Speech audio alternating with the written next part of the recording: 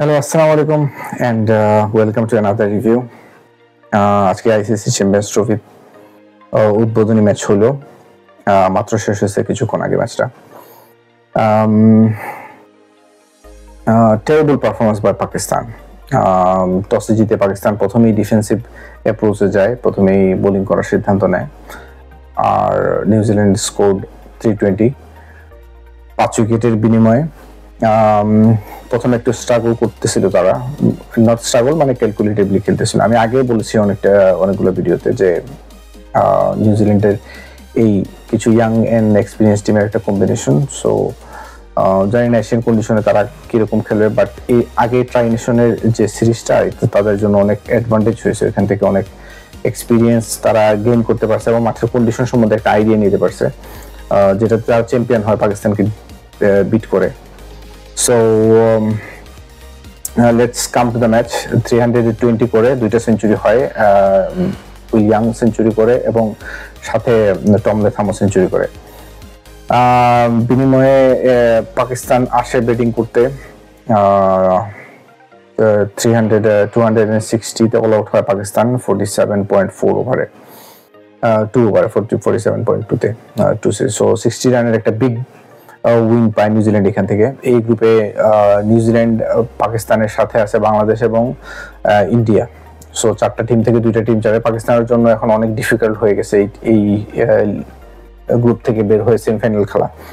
তাদেরকে হয়তো পাকিস্তানকে ইন্ডিয়াকে ডিফিট করতে হবে, আর বাংলাদেশের জন্য তো এমনি গ্রুপ যে কোনো গ্রুপই ডিফিকাল্ট, বিকজ 8টা টিমের খেলা। সো বাংলাদেশের সব ভালো টিমকে ডিফিট করে যেতে হবে। তো পাকিস্তানের জন্য একটু ডিফিকাল্ট হয়ে গেছে, বিকজ ইন্ডিয়াকে এরকম পিছিয়ে হারানো অনেক difficult. Let's dig down to the match. First of all, আমি আগেই বলেছিলাম, একটা ওভারঅল প্রিভিউ একটা ভিডিও করছি, ওইটাতে বলছিলাম যে পাকিস্তান করাচি পিচগুলো একদম ফ্ল্যাট উইকেট হয়, একদম মানে একদম পাকার পিচের মতো আর কি, টেপ বলের উইকেটের মতো একদম ফ্ল্যাট উইকেট ছিল। সো এক্সপেক্টেড যে এখানে 300+ রান হবে। এর আগে করাচিতে যে ট্রাই নেশন সিরিজ হয়েছে পাকিস্তানের, ওটাতে মোস্ট অফ দ্য ম্যাচই কিন্তু বিগ স্কোর হয় এবং বিগ রান চেজও হয়। সো রেজওয়ান যেটা টসে জিতে, যেটা অ্যাডভান্টেজ ছিল তাদের, তারা ব্যাটিং করতে পারতো, বিগ একটা স্কোর করতে পারতো এখান থেকে। বাট এনিওয়ে তারা ডিউকে মাথায় রেখে এখানে বোলিং এর সিদ্ধান্ত নেয়। বাট আমার মনে হয় না ডিউ ফ্যাক্ট না, ওটা হচ্ছে যে তারা সাউথ আফ্রিকার সাথে একটা বিগ ম্যাচ চেজ করে জিতে এবং ফাইনালে তারা নিউজিল্যান্ডের সাথে প্রথমে ব্যাটিং করে হারে। সো ওইটা মাথায় ছিল তাদের, যে কারণে তারা একটু নেগেটিভ অ্যাপ্রোচে যায়, প্রথমে বোলিং করার সিদ্ধান্ত নেয়। নিউজিল্যান্ড প্লেড এক্সেপশনাল টুডে, মানে প্রথমে ক্যালকুলেটিভলি ব্যাটিং করছে। উইলিয়াম, আমি আগেই বলেছি, ভেরি প্রসপেক্টিভ প্লেয়ার তাদের। যদিও আমার মনে হয় যে রচিন রবীন্দ্রকে তারা খেলাইতো যদি সে ইনজুর্ড না হইতো, but William played exceptionally well today. প্রথমে স্টার্ট করছে স্লো, পরে আস্তে আস্তে অ্যাক্সেলারেট করে। নিউজিল্যান্ড প্রথম 10 ওভারে করে অ্যারাউন্ড 45 to 46 রান, নেক্সট 10 ওভারে আরো 48 রান। সো মোডারেটলি স্লোই যাচ্ছিল তারা, এবং তারা জানে যে তারা এই উইকেটে অ্যাক্সেলারেট করতে পারবে। এবং আমিও একটা ভিডিওতে, কিন্তু আগের ভিডিওতে আমি বলছি যে করাচি, পাকিস্তান এবং দুবাই উইকেটগুলা দেখা যায় ফিল্ড অনেক বড় হয়, মানে স্কোয়ার অফ দ্য উইকেট অনেক বড় থাকে। সো অনেকগুলো 2s and 3s হয়। সো যে কারণে এটা আসলে এই নিউজিল্যান্ড, অস্ট্রেলিয়া, সাউথ আফ্রিকা, ইংল্যান্ডের মতো টিমদের জন্য অ্যাডভান্টেজ, কারণ অনেক অ্যাথলেটিক হয় প্লেয়ারগুলা। ইন্ডিয়াও অনেক অ্যাথলেটিক হয় প্লেয়ারগুলা। সো 2s and 3s, মানে যেখানে 1 হয় এটাকে 2 মেক করতে পারে, যেখানে 2 হয় সেখানে 3 বানাইতে পারে তারা, এবং এটা অনেক অ্যাডভান্টেজ তাদের জন্য, কারণ অনেক কম ওভার বাউন্ডারি হবে, প্রচুর পরিশ্রম করে রান নিতে হবে, বাট উইকেট একদম ফ্ল্যাট। সো রান হবেই। ওয়ান্স যখন আপনি যদি যারা খেলা দেখছে তারা বলতে পারবে, প্রথম থেকেই টাইমিং যখন হচ্ছিল ব্যাটে, সাউন্ড আসছে, বিউটিফুল সাউন্ড আসতেছিল, মানে বোঝা যাচ্ছিল মানে বল পরে স্কিড করে আসতেছে, অনেক ইজি আসতেছে ব্যাটে, এবং এরকম না যে বিট হইতেছে, ব্যাটসম্যান ইজিলি খেলতে পারতেছে। সো এখানে আসলে পেসার এবং স্পিনার দুইটার জন্যই মোটামুটি সিমিলার টাইপের উইকেট। যেটা অ্যাডভান্টেজ হয়েছে নিউজিল্যান্ডের, যে টম লেথাম লং ইনিংস খেলছে। Tom Latham is a very good sweeper. আমি আগের ভিডিওতে বলছি যে এখানে সুইপ একটা অনেক বড় ফ্যাক্ট হবে এই ধরনের গ্রাউন্ডে, because square of the wicket অনেক বড়, প্রচুর রান হবে, বিহাইন্ড দ্য উইকেটে প্রচুর রান হবে। সো যারা লেগ কাট বা সুইপ ভালো করতে পারে, রিভার্স সুইপ বা স্লো সুইপ, তাদের জন্য অনেক অ্যাডভান্টেজ। ওভার বাউন্ডারি কম হবে, ক্যাচ হওয়ার চান্স থাকবে বেশি। আর গ্রাউন্ডে যদি খেলতে যে প্লেয়ারগুলো খেলবে তারাই বড় স্কোর করতে পারবে। তো ওয়ান্স ইউ গেট সেটল, এখানে বড় স্কোর করার সবসময় অপরচুনিটি থাকে। প্লাস হচ্ছে যারা ভালো সুইপ করতে পারে তারা অনেক রান করতে পারবে। এই জন্য আমি ভেরি হোপফুল মুশফিক এবং মাহমুদুল্লাহকে নিয়ে, যে এই স্কোরে যদি তারা অপরচুনিটি পায় সে ভালো স্কোর করতে পারবে। Anyways, comes to the match, যে তারা প্রথম 40 ওভারে 200 রানের মতো করে, এরপরে তারা অ্যাক্সেলারেট করে অ্যারাউন্ড 195 এর মতো করে। লাস্ট 10 ওভারে কিন্তু তারা অলমোস্ট 130 স্কোর করে। এখানে গ্লেন ফিলিপসের কথা না বললেই নয়, যে এটা তাদের একটা এক্স ফ্যাক্টর। গ্লেন ফিলিপস এবং ড্যারেল মিচেল দুইটা প্লেয়ারই কিন্তু কুইক খেলতে পারে। ড্যারেল মিচেল উপরে দিয়ে এবং গ্লেন ফিলিপস নিচে দিয়ে, এবং এই ধরনের ফ্ল্যাট উইকেটে তারা very aggressive, because bottom hand batsman. So যত কুইক বল আসবে তত quick out of the ground যাবে। অনেক মানে heavy handed player. So Glenn Phillips quick 39 বলে 61 রান করে, যেটা এই লাস্টের বুস্টটা, লাস্টের যে 40-50 রানের একটা বুস্ট, ওইটা কিন্তু ওইখান থেকে তারা পেয়ে যায়। আর পাকিস্তান আসলে ভালো বোলিং করতে পারেনি, এটা ক্যাপ্টেন্সিরও ভুল আছে আমি বলতে হবে। বিকজ যখন তারা স্পিনারদের পড়াইছে, খুশদিল শাহ এবং আবরার করছে, যখন দেখতেছিল যে টম লাথাম এবং উইলিয়াং সুইপ করতেছে, তখন আসলে তাদের উচিত ছিল স্পিনার গুলাকে একটু ডাক করা। পাকিস্তান এমনি মানে ওভার রেটে অনেক পেছনে যাচ্ছিল, তো তাদেরকে স্পিনার দিয়ে করাইতে হবে। আগা সালমানকে যে বোলিং করায় নাই, লং আর্ম বোলার, আমার মনে হয় অ্যাডভান্টেজ ছিল, জানি না, হয়তো ভালো করলেও করতে পারতো। I am not sure, but captaincy ভালো ছিল না। অনেক ইজি রান দিছে তারা, ফিল্ডিং খুব স্লোপি ফিল্ডিং করছে, এবং ব্যাটসম্যানকে ইজিলি সেটেল হইতে দিছে, এবং অন দ্য পিচ বোলিং করে নাই, বাইরে বোলিং করছে, যেগুলোর জন্য তাদের পানিশমেন্ট পাইতে হয়েছে। অনেকগুলো বাউন্ডারি লিক করছে তারা। সো ওভারঅল পাকিস্তানের বোলিং একদমই ভালো হয় নাই।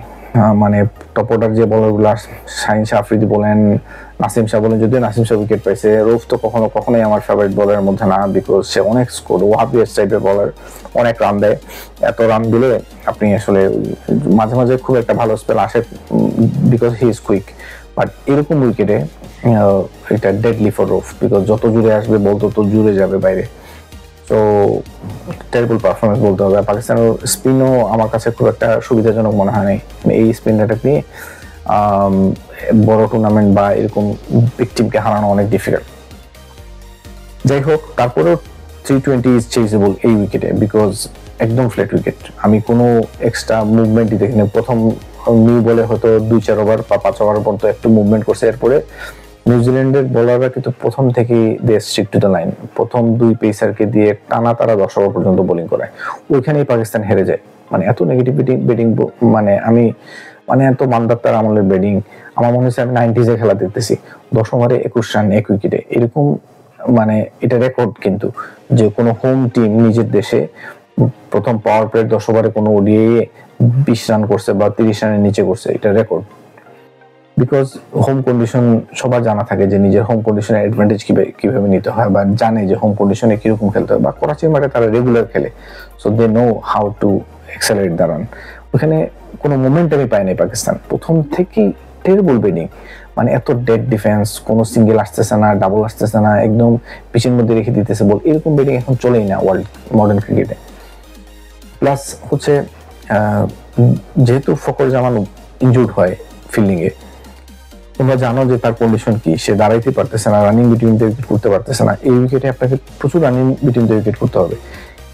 ইটস নট লাইক যে তোমাদের হাতে ব্যাটসম্যানই নেই, একটা ব্যাটসম্যান ইনজুর্ড হয়েছে তাকে পেছনে রেখে দাও। লাস্টে যদি অনলি এই পাওয়ার প্লেতে মারার মতো একমাত্র ব্যাটসম্যান তাদের ফখর জামানি। ভাবলাম যে ফখর জামান ইনজুর্ড হয়ে গেছে, তোমরা সৌদ শাকিলকে দিয়ে ওপেন করে দিছো, তো তাকে আবার জোর করে মিডল ওভারে এনে এই প্লে পুরা টিমটাকে, মানে পুরো মোমেন্টামটাকে স্লো করে দেওয়ার কোনো মানে নেই। তাকে পেছনে রেখে দিতে আগা সালমান উপরে খেলতো। He is a centurion in last series, এবং সে ট্রেমেন্ডাস ব্যাটিং করছে লাস্ট সিরিজ। আজকেও এক্সেপশনাল, একমাত্র সে আর খুশদিল সে ভালো ব্যাটিং করছে, যে ইনটেন্ট দেখে মনে হয়েছে জেতার জন্য নামছে। বাবর যেভাবে খেলছে, বাবর আজম, এই ব্যাটিং যদি সে করে 180 বা 220 তে 20 রান চেস করতে, তাইলে ঠিক আছে। 320 তে এই রান কোনো মানে এই একটা ব্যাটসম্যান, ব্যাটিং এর কোনো চেঞ্জ নেই। আপনি 300 রান চেস করেন আর 400 রান চেস করেন আর 100 রান চেস করেন, সে একই স্টাইলে ব্যাটিং করে। What is this? এটা কোনো মানে একটা বড় টিমকে হারানোর জন্য এরকম ব্যাটিংই যথেষ্ট। টেরিবল ব্যাটিং এবং কোনো ইন্টেন্টই নেই। এত বাজে ইন্টেন্ট নিয়ে আমার খেলা দেখে এত বিরক্ত লাগছে, মনে হয়েছে যে মানে প্রথম ওভার থেকে তারা খেলা হেরে গেছে। এত স্লো ব্যাটিং, এত ডেড ডিফেন্স, এত মানে লাইফলেস ব্যাটিং। শেষ পর্যন্ত টেল এন্ডার এসে কিন্তু মারছে। এই যে খুশদিল শাহ রান করছে এখানে, অ্যারাউন্ড 60 ওভার রান করছে।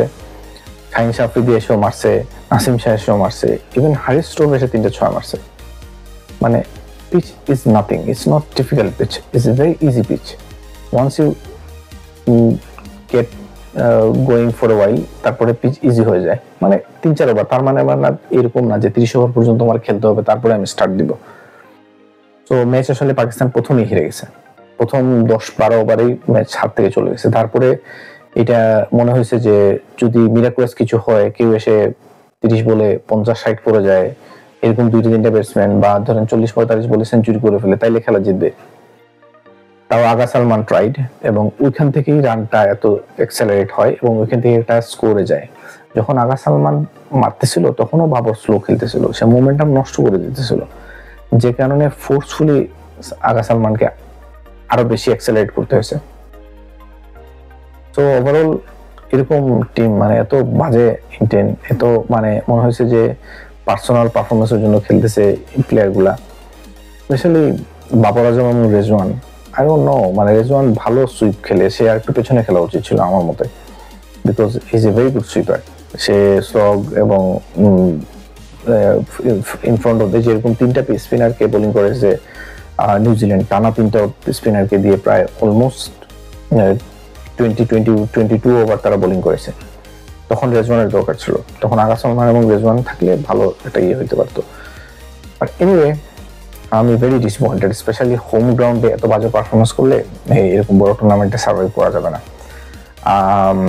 এটা big learning for Bangladesh next match, যে লং ইনিংস খেলতে হবে, ভালো স্কোর, বড় স্কোর করতে হবে। দুবাইয়েও কিন্তু অলমোস্ট সিমিলার টাইপের মাঠ। দুবাই আরেকটা জিনিস হচ্ছে কোনো ডিউ থাকবে না, সো দুবাই মাঠে হয়তো বেশি স্কোর করতে হবে, অ্যারাউন্ড 300-325 রান স্কোর করতে হবে অথবা চেস করতে হতে পারে বাংলাদেশে।